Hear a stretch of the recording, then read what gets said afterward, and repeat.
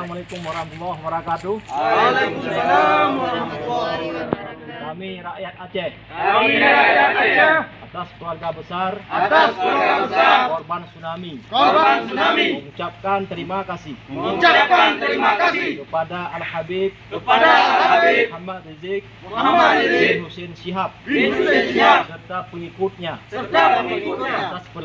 atas perlakuannya terhadap jenazah korban tsunami sesuai dengan syariat Islam.